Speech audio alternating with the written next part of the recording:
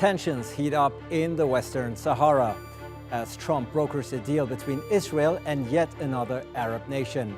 But could this diplomatic maneuver potentially restart a war that ended 3 decades ago?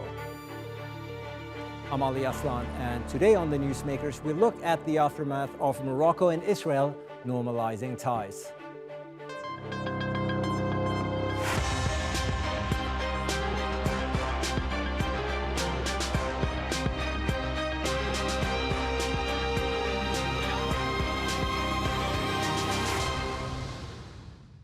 The decades-old conflict, mostly dormant until last month, could be on the verge of reigniting thanks to a little diplomatic interference from Washington. Outgoing President Donald Trump's quest to broker relations between Israel and its Arab neighbors now stretches all the way to Morocco. It's the fourth such agreement in as many months, and one that some say could destabilize that pocket of the desert. The Western Sahara is an area claimed by the Polisario Front, a nationalist movement backed by Algeria that has been fighting for independence since the 1970s. Trump's recognition of Morocco's sovereignty over it effectively ends American neutrality in the dispute. And, as Natalie Pahonen reports, a deal meant to bring peace to one part of the world could end up creating conflict in another.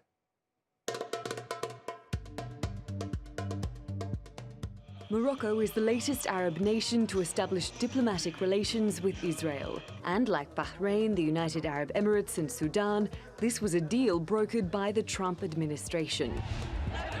In 2017, when US President Donald Trump formally recognized Jerusalem as Israel's capital, there were protests in Rabat.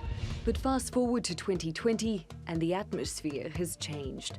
Just like the deals brokered between Israel and the other Arab states, Morocco has also gained from what some commentators have described as the White House's transactional foreign policy. In return for the kingdom recognizing Israel, the US will recognize Rabat's claim over the contested territory of Western Sahara.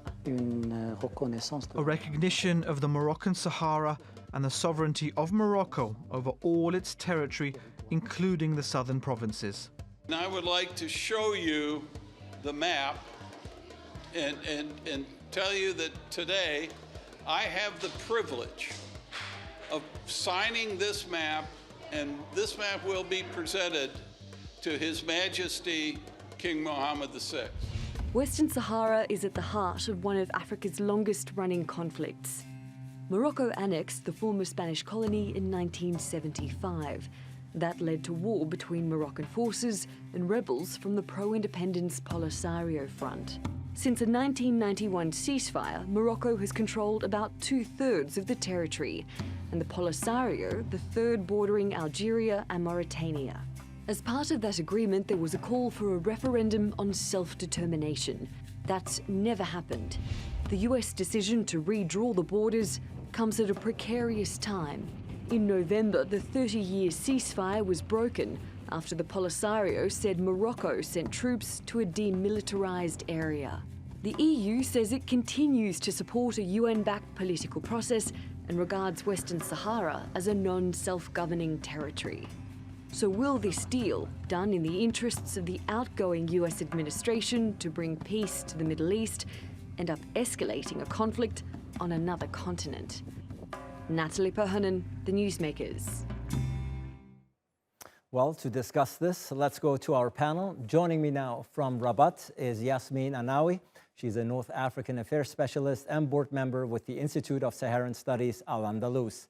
We have Oubi Bachir in Brussels. He's a member of the Polisario Front and the group's representative for Europe and the EU. And in the US as a professor of political science at Oklahoma City University and the author of Moroccan Monarchy and the Islamist Challenge, Mohamed Daadaoui. Welcome to you all. Oubi, let me start with you. Morocco has joined the UAE, Bahrain and Sudan in normalizing relations with Israel. In return, Donald Trump has recognized Morocco's sovereignty over the disputed Western Sahara region. Now, you are the representative of the Polisario Front that has also staken its claim in the region. What do you make of Washington's interference? I mean, for us, the Trump proclamation to recognize the Moroccan presumed sovereignty over Western Sahara is, of course, illegal, but at the same time immoral. But it's not in any way surprising for the Sahrawi people, because it comes within the continuous efforts in vain by the occupying power Morocco to get unilateral recognitions after failing in getting any recognition at the multilateral level, because the UN is still maintaining the same position when it comes to the status of the territory as a non-self-governing territory, the right of self-determination to the people of Western Sahara. At the level of the African Union, the SADR, the Sahrawi Republic, and the Kingdom of Morocco are sitting equally under the umbrella of this organization. And the EU, you have mentioned this in your report earlier on, continues with the same position. And we know the EUCG, the EU Court of Justice rulings on 2016 and 2018, reaffirming the status of the territory that is different and distinct from Morocco. So in failing to get any multilateral recognition for its presumed sovereignty, Morocco is embarked in those attempts to get unilateral on the bilateral level recognitions of their presumed sovereignty of Western Sahara. They have started with some small countries such as Bahrain, Burkina Faso, Cote d'Ivoire, and others, and now it's the US. But for us, in principle, there is no difference at all, and it's not going to affect not the legal status of the territory, not the nature and the legitimacy of our struggle at all. So it doesn't change the reality on the ground, says Oubi Bachir. We'll talk in a minute, of course, of how the Polisario Front thinks about responding to this particular move on the part of Washington and Donald Trump. But Yasmine, let me get your take. You're in Rabat, you're in Morocco. Obviously, this is a good move for Morocco. This is an area that's been in dispute since '75, ever since Morocco has annexed this part of the world. But Oubi has said the reality on the ground doesn't change for us. And other than Donald Trump and the US, nobody has really recognized Morocco's sovereignty here. What's your response? Well, first of all, the President Trump decision to endorse Moroccan Sahara is a culmination of 3 years' work and actions with the King of Morocco and the U.S. administration, during which the President of the United States decided to recognize, the integrity of Morocco over its southern provinces, its Morocco's Western Sahara. And let's recall that the U.S. position, as the previous speaker recognized, that the United States has always endorsed Morocco through a solution based on pragmatic, lasting solution based on the autonomy. So when Morocco proposed the autonomy in 2007, it proposed an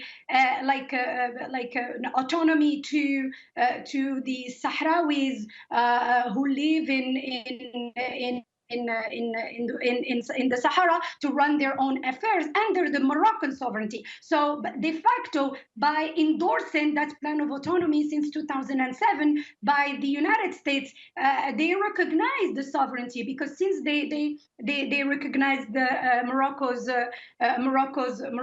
offer, and also the United States is a very important ally, considers Morocco as a very important ally in fighting terrorism. We saw that there was a free trade agreement in 2004. Right. We saw that the first military exercise, the first U.S. military exercise takes place in Morocco, and we saw now the international community is conscious that the resolution of that artificial conflict has to be within a political framework, and many endorse the plan of autonomy. 86% of the UN member states they go in line with Morocco's proposal. At the African Union, we saw that the African Union does not take care of the file, but it encourages or accompany the Security Council in finding the solution. So the African Union doesn't have a formal role in solving that problem. And we saw that out of 55 member states of the African Union, 44 they recognize Morocco's sovereignty. Yasmine, let me stop you there. We'll come back to you. There's a lot to unpack here, but of course, Mohamed, Morocco, the U.S. says Yasmine is a very important and strategic ally of Morocco. That, of course, is without any doubt. But the fact remains that no other Western governments have recognized Morocco's claim as far as Western Sahara is concerned. And this decision on the part of Donald Trump really undermines international organizations and international negotiations, doesn't it?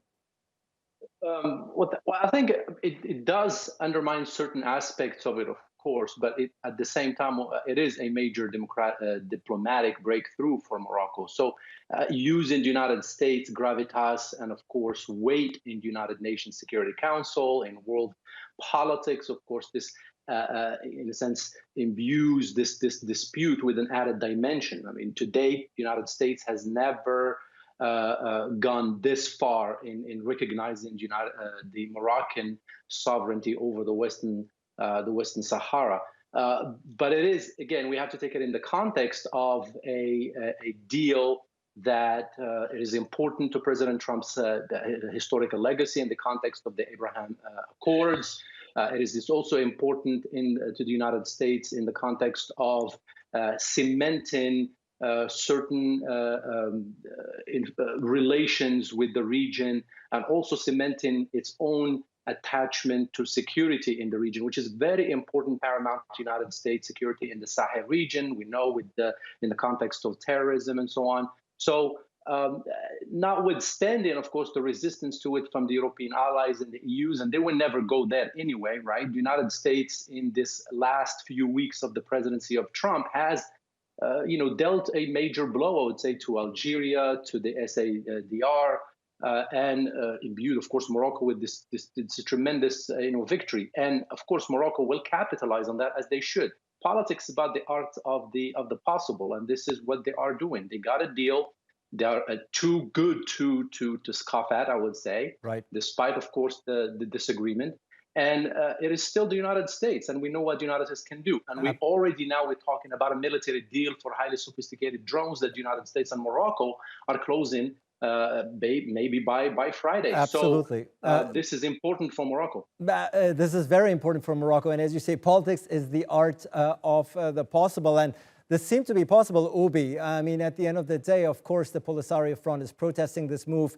But the U.S., while it's not the only country on the earth, but it's still a very, very relevant country. America's voice does matter. So is this, in essence, a blow to your aspirations for independence in Western Sahara?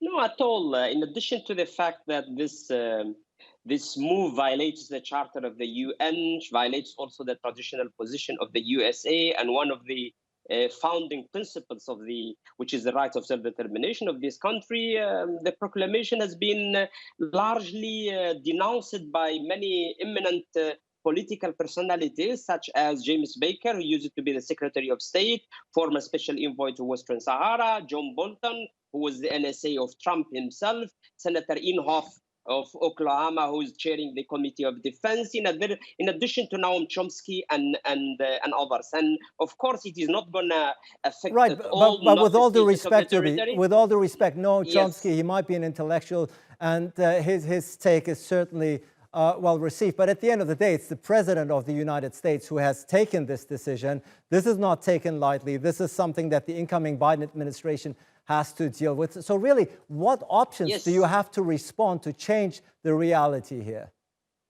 No, I mean, you know that since November 13th, there is a new reality in Western Sahara. There is no ceasefire. We have decided to resume the armed struggle as a direct reaction to the Moroccan invasion to a portion of our land. So this is the reality now in Western Sahara, and we think that this move is going to complicate further the situation in Western Sahara is going to put at stake the stability at the level of the region, but also the Mediterranean one. But I mean, on a first look, sometimes we get the impression that this deal is a sort of mutual scam between Morocco and Trump, because Trump is solving something that doesn't belong to him in a political operation that has no legal effect at all and may expire also, and I say may expire on January the 20th.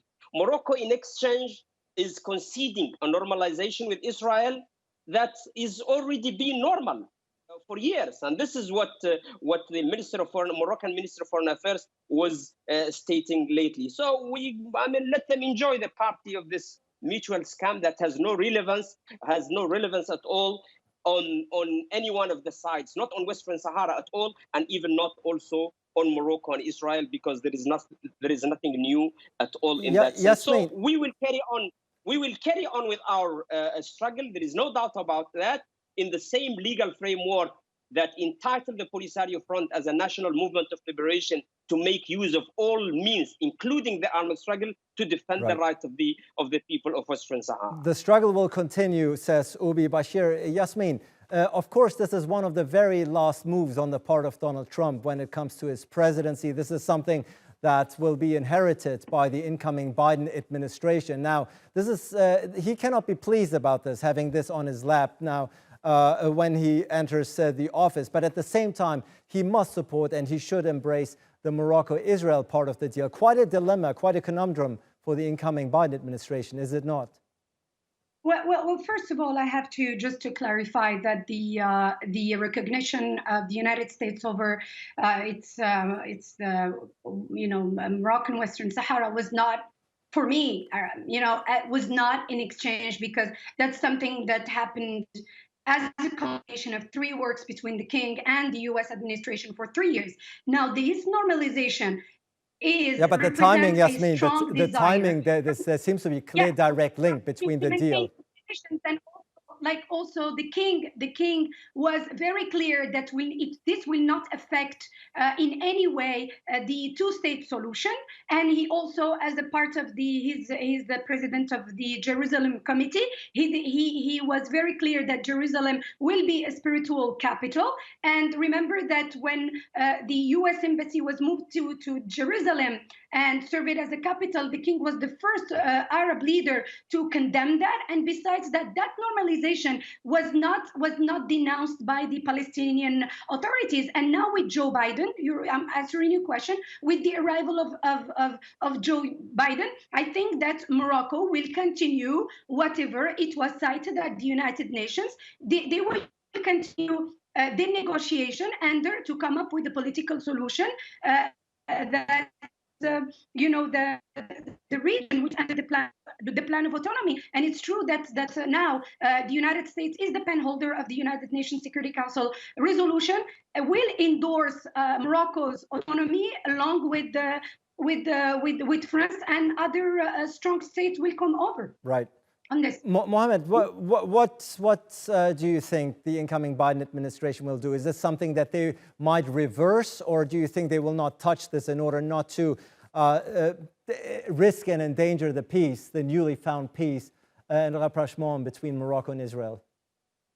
Well, you're right, Ali. I mean, you already answered it. The Biden administration will be even less inclined to reverse course on the Trump proclamation. Why? Because it is a tripartite deal. An important domestic, of course, linking Israel recognition, of course. So, and that's an important, as you all know, domestic political issue, electoral issue with tremendous electoral ramifications for both Democrats and Republicans. That's not going to change. Whether you are a Republican president or a Democratic president, Biden will have to follow through with that, and that's, I think, what makes this a very tough deal to break, right? Because it is a tripartite deal that involves different parts and different moving parts as well. And most of them, of course, most important is not even the Western Sahara, but it's actually for the United States foreign policy. It's Israel and that unconditional support, of course, that the United States have for Israel. Now, the Biden administration could still push back on certain issue of human rights, governance, and so on and so forth, right?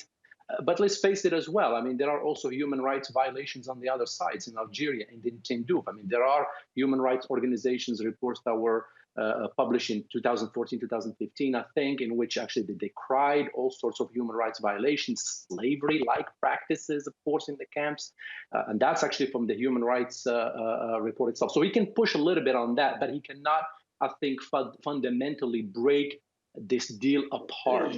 And I think this deal is also in line with the autonomy plan of 2007 that I think both Mr. Bashir and Dr.